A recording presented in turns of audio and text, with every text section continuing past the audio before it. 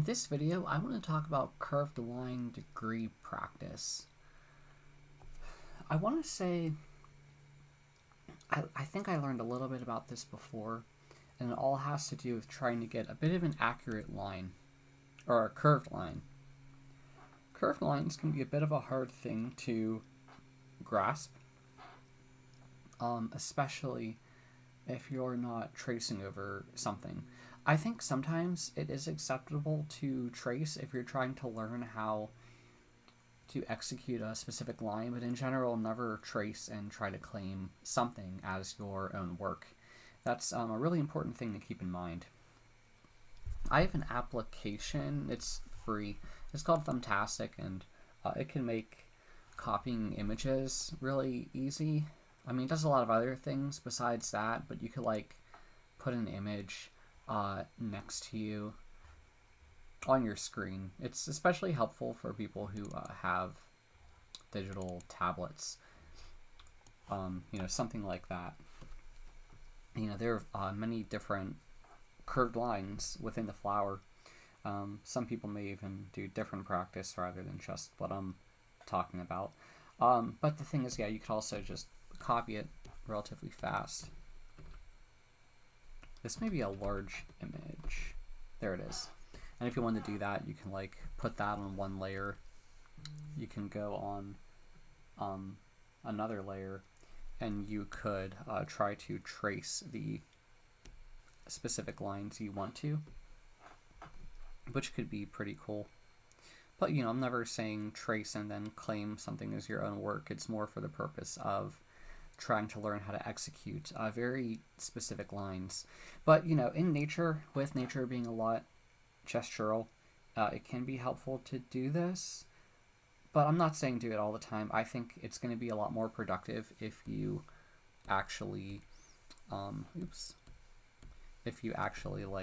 to draw the thing at the side rather than try to go over it. But both can be incredibly helpful.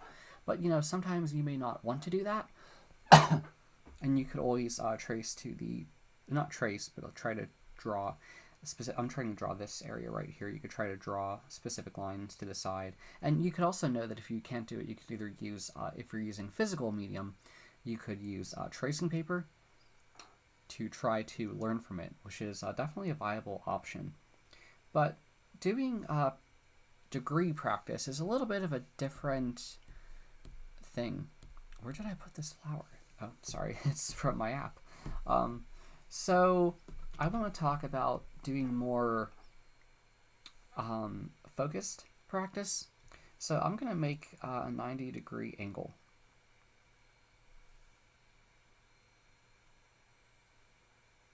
It's probably not going to be perfect, but just assume that it's 90 degrees.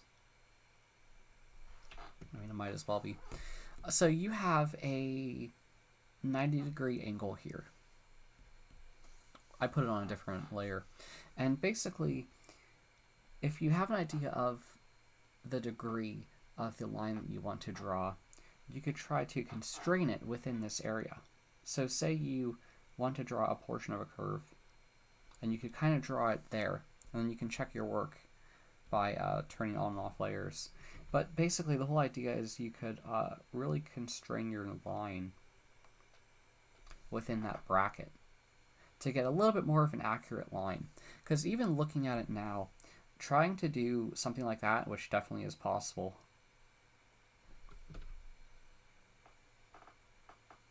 it can be a bit hard to do it without that thing. I'm not saying you always have to use that thing and constrain your lines within it, but for doing practice, I do believe it could be incredibly beneficial. Even though things like these take a ton and a ton of practice.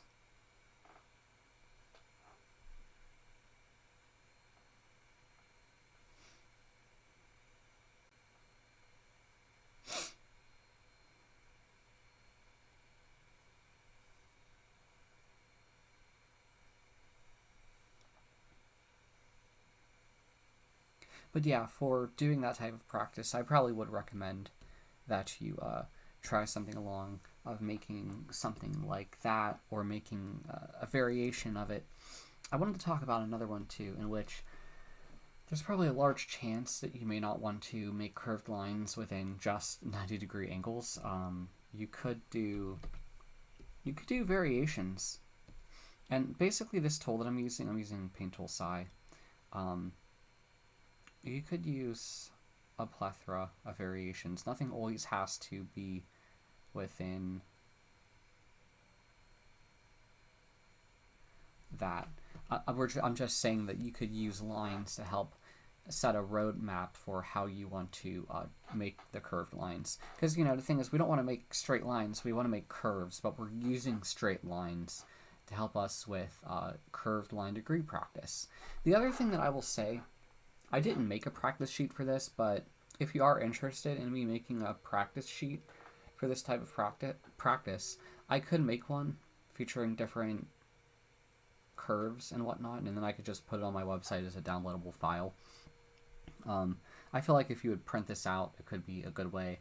Sometimes I wonder if I would do that, maybe I should make the color of the, maybe I should make the color a bit more fainted, or a bit more gray, so you can kind of see, that's probably too dark, a bit more gray, so you can have an idea of where you want to be heading. I think with a lot of physical objects, the one thing I learned about, I believe it was from Drawbox, within it, trying to have more accurate constraints when it comes to these could be incredibly important if you're doing, say, like pattern drawings, because sometimes you always need to fit it within a box, and if you're trying to do like a front view, a top view, you could do it free-handed, but the constraints that these provide could be very helpful. Because you can see that I'm trying to remain within the line, and I'm trying to not make this sharp and not make that sharp. It's a big challenge. I really haven't done too much of this myself.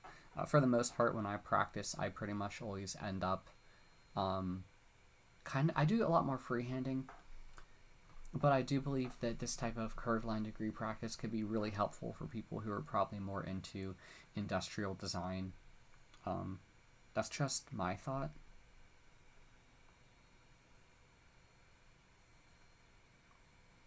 And I think the last thing that's always a bit confusing is how far do you go to try to execute a curved line? Because when it comes to lines, there are many different types. Like, some people may even assume that, like, an S-curve, S-curve is a curved line. It's an S-curve. When I think of curved lines, I really think of all lines. Even with straight lines, there may be some degree of curvature to it. It's not perfectly straight, but I'm saying even when you freehand a line, there's a bit of a degree of curvature to it, I believe, due to the natural way your either wrist, arm, or shoulder moves. But yeah, a C curve will have that kind of flow, but the S curves are a bit more of a challenge. In general, I just try to freehand them, or I try to observe something. In nature, I feel like you always see S curves, and even more so, I feel like you see not symmetrical S curves, but a bit asymmetrical S curves being used. Like, they don't just do that and do that, because if you do something like that, I always think of like a vase, something that's more human-made and manufactured rather than something that is occurring in nature. In general, I think of certain parts of insect legs, in which, I'm not sure what part you would call it, but there's usually like a part that is an S-curve, and then you have like another part that's a C-curve. And I know before I said two S-curves and they do that, but I'm just trying to share another example of what I would see sometimes. The other thing is even a circle or an ellipse is a curved line, and I think even with that, I do talk about this. It's okay if you don't know, but I actually made a practice sheet, or maybe I got it from someone. I think that was recommended by Brooke Eggleston. No, I'm sorry, that wasn't. That was Drawbox as well. I'm thinking of slow drawing practice. So in short, when I would try to practice ellipses, I would try to constrain myself within a box of some sort, and it was a Drawbox exercise. And the whole idea was you were trying to make an ellipse fit within the box. You want the ellipse sides to hit here, here, here, here, and you want it to be within the constraints of the box. You didn't want it going over, you didn't want it going slightly over, you want it within the bounds. And here, kind of messed up here, kind of messed up here. And then it kind of questions, okay, well, you have a circle. What do you want to do if you have more ellipse-shaped things? Like you want things kind of in a different way. And in short, what you can do, you could have like these rectangles, and you could choose to divide them up in certain ways.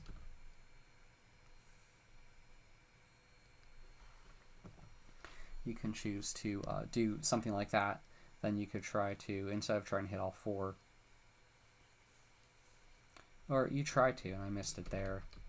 A lot of this requires a ton of practice, and I think even so, to get to the point where you want to, you don't need to be a pro at this, but I think having a daily practice routine in which you're drawing most of the different types of curved lines could be very helpful in the long run. And I know you're probably hearing my chair as I do that. I tend to, when I draw off my shoulder, I tend to really move my body. So sometimes you get that, and it's kind of like your body compensates for you moving. It's kind of funny. But yeah, you try to do this, and you try to fill every area with an ellipse. You know, it's like slanted a bit to the left.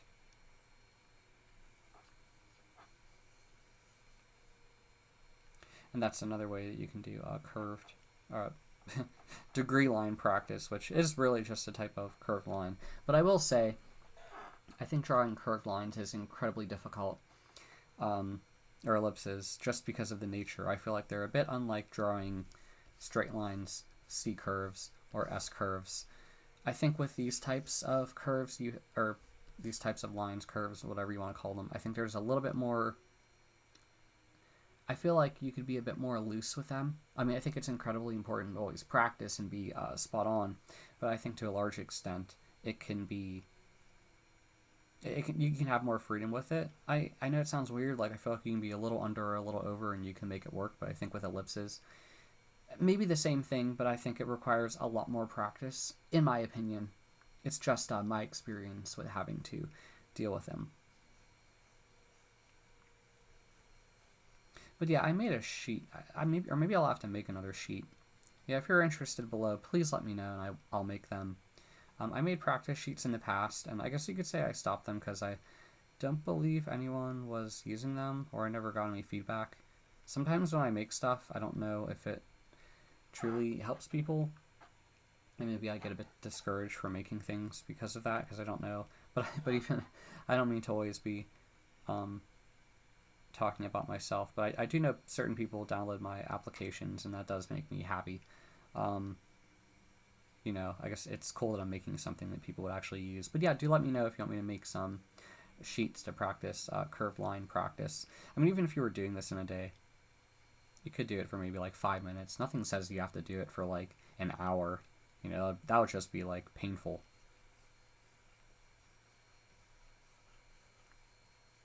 I would look at curved line practice, well, different degrees of it. I would look at it more as like a 5-minute practice warm-up routine for the day. Every day. Forever. But I'm going to jump back to S-curves to show you one way that I would suggest to do S-curve practice. I think when it comes to S-curves, you may be better just trying to freehand them. I can't say for sure because I don't know everything. But if you were going to, I mean, I think there's a tool. Oops, I guess you have to kind of do that. I mean, this is just a tool. I would probably freehand it instead. Like, I would probably try to make a template in which I freehand some S-curves, and instead what I try to do is then I try to draw over it perfectly. And I'm by no means perfect on that one. As you can see, I'm trying to make my line go right through the drawn S-curve I did. And this other one, it's just a feature of Paint Tool Sai, in which you can kind of make, it helps you kind of draw either curved or straight lines, and it lets you manipulate them in certain ways, so you can either make them longer, shorter, or more curved. The other thing that does help is ghosting before you draw it, and I should have mentioned that before. Whether you're ghosting a C-curve within here, it can help to draw without drawing, in which you move your pen without touching the paper or screen, in my case, and you try to get in the flow of executing the curve before you draw it. And even when I think of things like these, I feel like more often than not, you very well are probably going to want to like have something mirroring.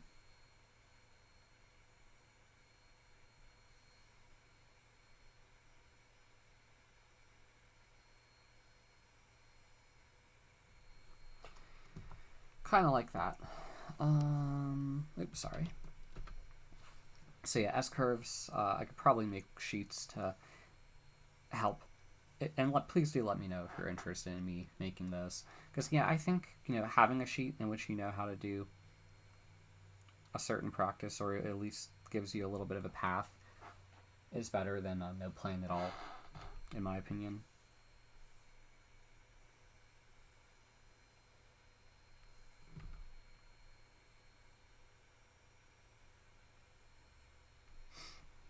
But yeah, dealing with something like that, like a bracket, this gets complex, because I feel like when you're trying to do something like this, oops, I just realized I should have made that gray. Let me go back real quick and make it gray.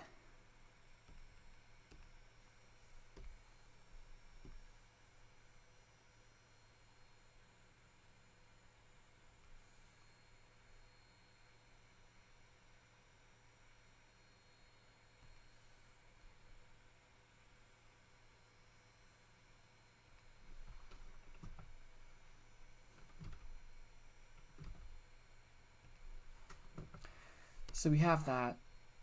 I think that this kind of gets incredibly complex, and it could be a lot more helpful to execute it in a few lines rather than trying to do it all in one execution. Because I feel like when you're trying to do something...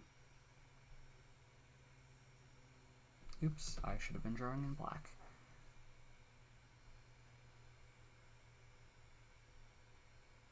You have a line with that, and you want to match this line that we just drew on the other side.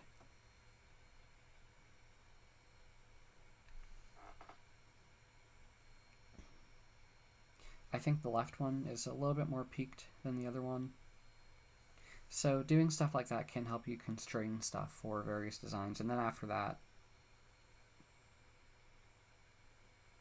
you can draw a straighter line to connect the curves. But do note that it probably requires a lot of practice. Like, you very well, when you're doing this, you may end up messing up a little bit, and it's like, whoa, there's a lot more space. There's a lot more white space over here than over here, so it kind of helps you understand that you did it wrong and that you may require a lot more practice to try to be accurate. Do you know that when you're trying to do something like this, I call this mirroring lines? It gets a bit complex, because I feel like you very well could flip the page,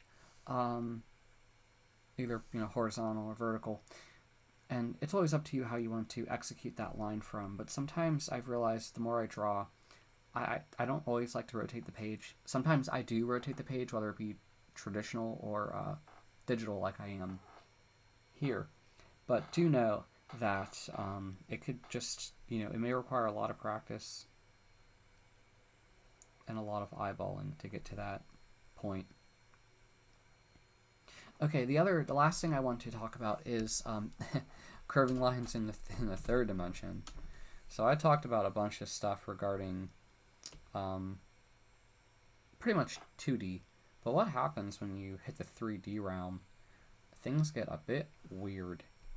So I'm going to draw a box quickly using this tool. I'm not going to waste your time trying to draw it freehandedly. Probably take me a little while.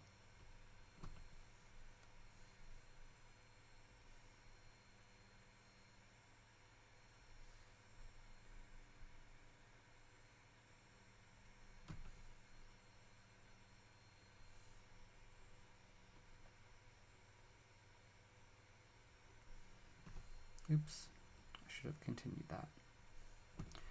We have a box. It's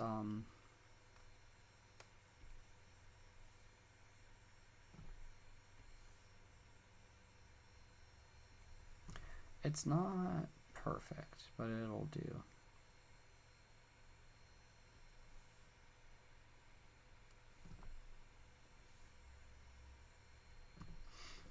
Yeah, not perfect at all. I made some mistakes here and there. But now we have an interesting dilemma. One, I just did it in the wrong color. So let me try that again. Maybe I'll get an even better box this time around.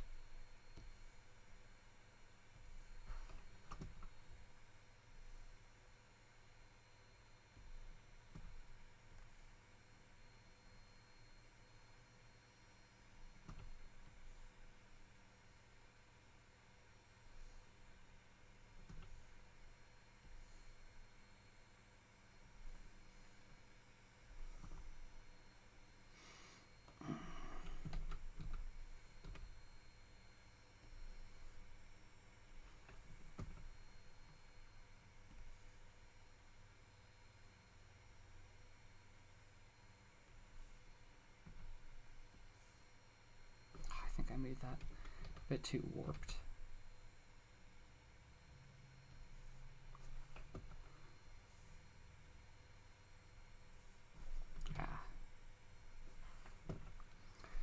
I'm not happy with that box at all. But perhaps it kind of helps shows a bit of what I'm trying to show. And I guess maybe it's more the example that matters rather than me getting it perfect. So we have a box here, right? Not perfect at all. I made some mistakes when it came to the foreshortening of it. The foreshortening looks a little bit weird, but just bear with me. So we have a box, and this box sits in 3D space. So now, if you want to draw something curved, you can do that. And I know you're just drawing lines, but you still kind of have to try to get that same amount of white space in between, and you have the constraint. It's kind of like you're not drawing in 2D, you're drawing in 3D space. And when you have the constraint of a box, you can understand that to an extent. I guess I forgot to draw on the top half.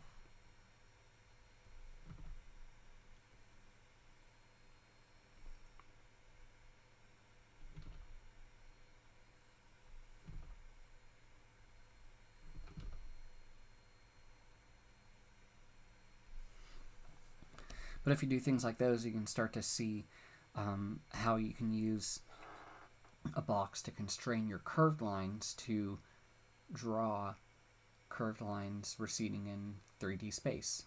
So yeah, that's what I would do. Do let me know if you want me to make a practice sheet of some type. I hope a lot of these gives you some ideas of ways to practice and to help you constrain your curved lines. If you do have a question, please ask below. If you like the video, please like it. And if you like my channel, please subscribe. Thank you very much for listening. Bye.